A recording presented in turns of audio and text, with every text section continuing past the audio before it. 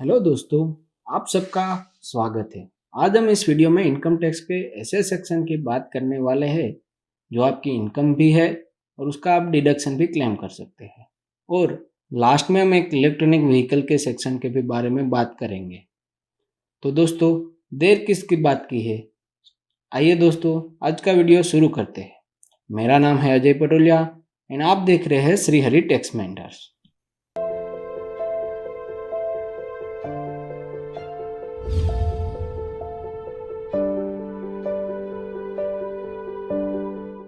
आज जो जिस सेक्शन की बात करने वाले हैं वो सब इनकम टैक्स के चैप्टर 6 के अंदर कवर है। तो दोस्तों, सबसे पहले हम किस सेक्शन की बात करने वाले हैं उसका एक लिस्ट देखते हैं। तो उसमें सबसे पहला है section 80 TTA, deduction of interest on saving bank account. दूसरा सेक्शन है section 80 TTB, deduction for interest on deposit. और तीसरा जो सेक्शन है वो है सेक्शन 80 EEB, जो बात करता है tax incentive for electric vehicle. और लास्ट सेक्शन है 80 GG, deduction for rent paid. तो दोस्तों, सबसे पहला सेक्शन है 80 TTA, deduction for interest on saving bank account. तो दोस्तों, इस सेक्शन में आप जो इनकम कमाते हो अपने सेविंग बैंक का अकाउंट पे, उसके बारे में बात करता है। इस सेक्शन में कौन डिडक्शन क्लेम कर सकता है, कौन सी इनकम का डिडक्शन क्लेम कर सकते हैं और लास्ट में कितनी अमाउंट तक का डिडक्शन क्लेम कर सकते हैं उसकी बात करता है। तो सबसे पहले हम देखते हैं कि कौन इस सेक्शन में डिडक्शन क्लेम कर सकता है। तो इस सेक्शन में जो इंडिविजुअल पर्सन है वो डिडक्शन क्लेम कर सकता है, जो HUF है वो भी डिडक्शन क्लेम कर सकता है, पर जो इंडिविजुअल पर्सन है वो सीनियर सिटीजन नहीं होना चाहिए। इसका मतलब ये हुआ कि इस सेक्शन में जो सीनियर सिटीजन है वो डिडक्शन क्लेम नहीं कर सकते हैं। तो आप पूछेंगे कि सीनियर सिटीजन इस सेक्शन में डिडक्शन क्यों क्लेम नहीं कर सकता, तो उसका आंसर आपको अगले सेक्शन में मिल जाएगा। और अब हम बात करेंगे कि कौन सी इनकम का डिडक्शन आप इस सेक्शन में क्लेम कर सकते हो। तो आप जो अपने सेविंग बैंक अकाउंट से इंटरेस्ट कमाते हो उसका डिडक्शन आपको मिलेगा। मतलब आपको जो फिक्स डिपॉजिट है उसका इंटरेस्ट आप इस सेक्शन में डिडक्शन क्लेम नहीं कर सकते। इसका मतलब ये हुआ कि अगर आपका सेविंग बैंक के साथ हो या कोऑपरेटिव सोसाइटी है जो बैंकिंग का बिजनेस करता है या पोस्ट ऑफिस है, इन तीनों में से भी किसके भी साथ आप अकाउंट होल्ड कर सकते हो, तो उसका इंटरेस्ट का डिडक्शन आप इस सेक्शन में क्लेम कर सकते हो। आखिर में आप कितनी अमाउंट तक का डिडक्शन क्लेम कर सकते हो, तो आपने जो पूरे साल में सेविंग बैंक अकाउंट से इंटरेस्ट कमाया है और ₹10,000, इस दोनों में से जो कम अमाउंट है उसका डिडक्शन आप इस सेक्शन में क्लेम कर सकते हो। और आगे हमने देखा कि सेक्शन 80 TTA में सीनियर सिटीजन डिडक्शन क्लेम नहीं कर सकता, क्योंकि सीनियर सिटीजन के लिए एक अलग सेक्शन है जो है section 80 TTB, deduction for interest on deposit. तो इस सेक्शन में कौन डिडक्शन क्लेम कर सकता है, तो जैसे कि पहले हमने बात की, इस सेक्शन में सिर्फ residential senior citizen deduction claim कर सकते हैं। इसका मतलब ये हुआ कि HUF और नॉन सीनियर सिटीजन इस सेक्शन में डिडक्शन क्लेम नहीं कर सकते।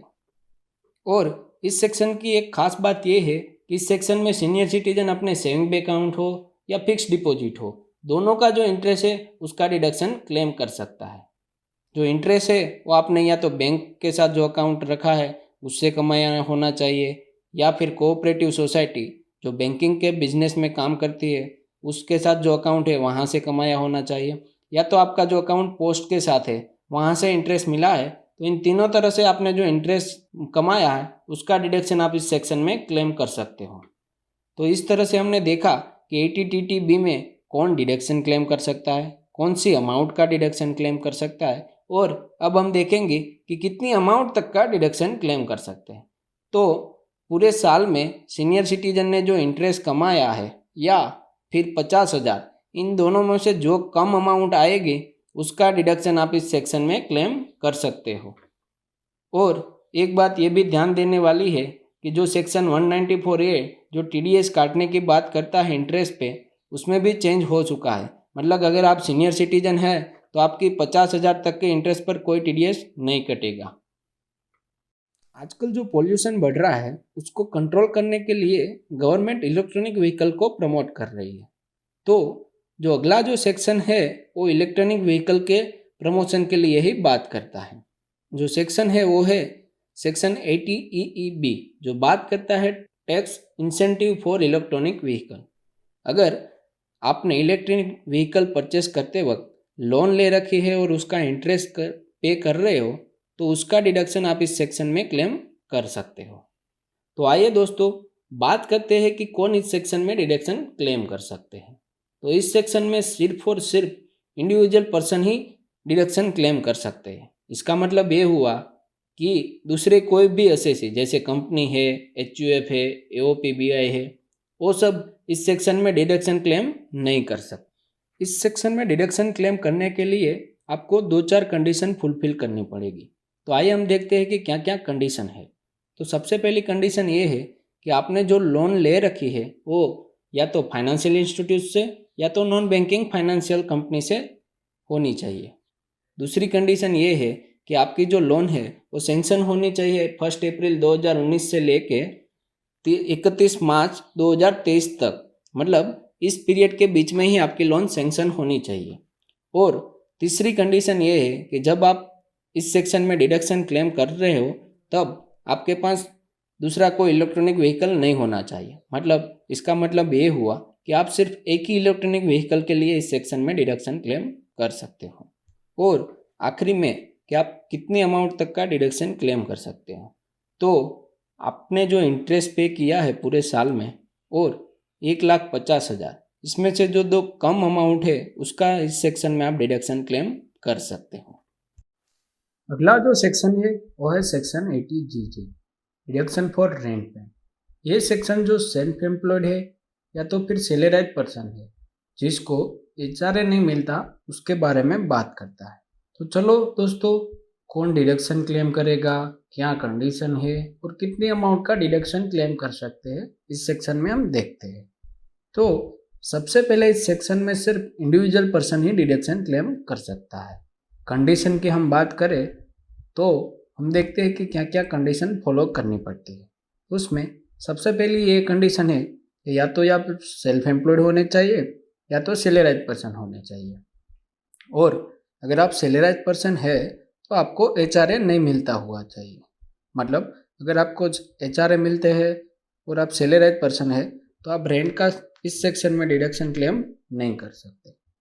दूसरा, अगर आप जहाँ पे बिजनेस करते हो या तो फिर आप जॉब करते हो वहाँ आपका खुद का घर नहीं होना चाहिए और आपके किसी फैमिली मेम्बर के नाम पे या तो फिर आपके HUF के नाम पे भी वहाँ कोई भी हाउस प्रॉपर्टी नहीं होनी चाहिए।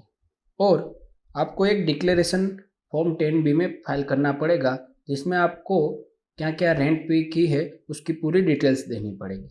और असेसी ने सेल्फ ऑक्यूपाइड प्रॉपर्टी का कंसेशन भी क्लेम नहीं किया होना चाहिए। तो इस तरह से हमने देखा कि क्या क्या कंडीशन फॉलो करनी पड़ी। और आगे हम बात करते हैं कि कौन सी अमाउंट तक का इस सेक्शन में आप डिडक्शन क्लेम कर सकते हो। तो आपको डिडक्शन क्लेम करने के लिए 5,000 पर मंथ, इसका मतलब ये हुआ कि 60,000 पर ईयर और 25% ऑफ एडजस्टेड टोटल इनकम। और तीसरी कंडीशन ये है कि rent paid minus 10% of adjusted total income. इन तीनों कंडीशन में जो लोअर अमाउंट आएगी वो उसका आप डिडक्शन क्लेम कर सकते हो। तो आइए हम एक एग्जांपल से द्वारा समझते हैं। अगर आपकी एडजस्टेड टोटल इनकम 2,50,000 है और आप ईयरली रेंट पे करते हैं 96,000, इसका मतलब आप पर मंथ 8,000 का रेंट पर करते हैं। तो सबसे पहली कंडीशन ये है कि 5,000 पर मंथ, मतलब पहली अमाउंट हुई 60,000। दूसरी कंडीशन ये थी कि 25% ऑफ एडजस्टेड टोटल इनकम। हमारे एग्जाम्पल में 2,50,000 एडजस्टेड टोटल इनकम है तो उसका 25% होता है 62,500। और तीसरी कंडीशन ये थी कि रेंट पे minus 10% of adjusted total income.